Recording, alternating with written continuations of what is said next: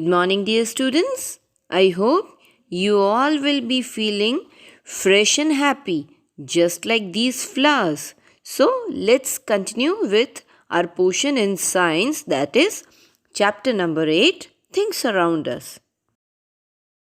Yes, here is your portion, Things Around Us, and in this chapter, we have already discussed something about the materials. What are materials? Materials are the things from which different items are made. ठीक है? We studied about hard materials. Then, opposite to hard materials, we also studied about soft materials. Apart from that, what else we studied? Yes, we studied about liquid materials which do not have any kind of shape. Then we studied about heavy and light materials. Then natural material. Natural material में भी हमने दो category पढ़ी. Natural material, one obtained from plants and the other which is obtained from animals. See, cotton, jute, sunflower, these are all plants. और cotton में से क्या मिलेगा? क्लोथ. जूट में से क्या मिलेगा? क्या बनेगा? Jute bag. सनफ्लावर सीड में से क्या मिलेगा हमको? Oil. So these are all natural materials obtained from plants. And when we talk about animals, see, we get wool, which are the hair of sheep and goat. तो वुल क्या है? Natural material है. किस में से मिलता है? शीप में से मिलता है. In the same way leather, leather क्या है? डेड एनिमल्स का स्किन है. कौन कौन से एनिमल का स्किन यूज़ होता है? कैमल, काउ, गोट, है ना. और लेदर से क्या बनता है? Jacket, purses, shoes, wallets. जो वॉलेट्स होते हैं ना, जो पापा के पास जो वॉलेट होता है वो. फिर बेल्ट, जो पापा अपने बेल्ट जो यूज़ करते हैं, that is also made from leather. Then we also studied about natural materials which are obtained directly from earth. ज़मीन को खोद के मिलेगा ऐसे मटीरियल. कौन कौन से? Coal, sand, gold, silver, copper, then crude oil. Okay. So, today we will be discussing something about man-made thing. Man-made मतलब कि ऐसी चीज़ जो कि हमने, इंसान ने बनाई है. फैक्ट्री में बनाई हो या फिर घर पे खुद ही कुछ ना कुछ अरेंज करके बनाया हो. ठीक है. These are called man made thing. मैंने आपको बोला था ना, wheat. Wheat is a natural thing. वीट में से रोटी बनेगी, that is man made thing. तो ज़रूरी नहीं है कि मैन मेड थिंग के लिए आपको फैक्ट्री ही लगानी पड़े. मम्मी रोज़ रोटी बनाती है ना. So it is a man made thing. We will discuss something more about it. Some things are not found in nature, है ना. सब कुछ तो नेचर में अवेलेबल नहीं होता. They are made by people. वही मैंने बोला, हम खुद बनाते हैं, इंसान खुद बनाता है. Things made by people are called man made thing. देखा, आया ना definition.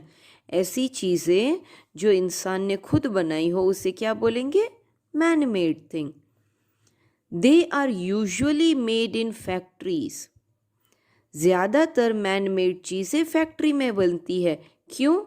Because they have to be prepared in large amount.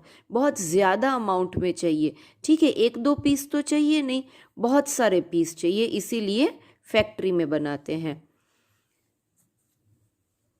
Paper, plastic and glass are man made thing. देखो, ये पेपर है कि नहीं, ये प्लास्टिक का पेन, ग्लास, कांच की कोई भी चीज़ आप ले लो. ठीक है, they are all man made thing.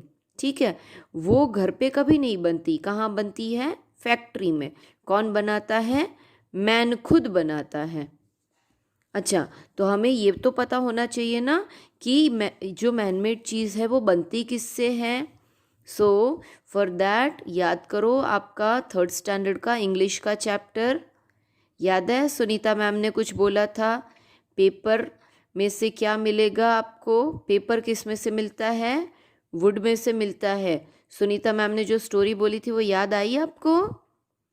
Yes, C tree का ये जो ट्रंक वाला जो हिस्सा होता है वुड, उसको छोटे छोटे चिप्स में कट करके उसका पल्प बना के finally what we get is paper.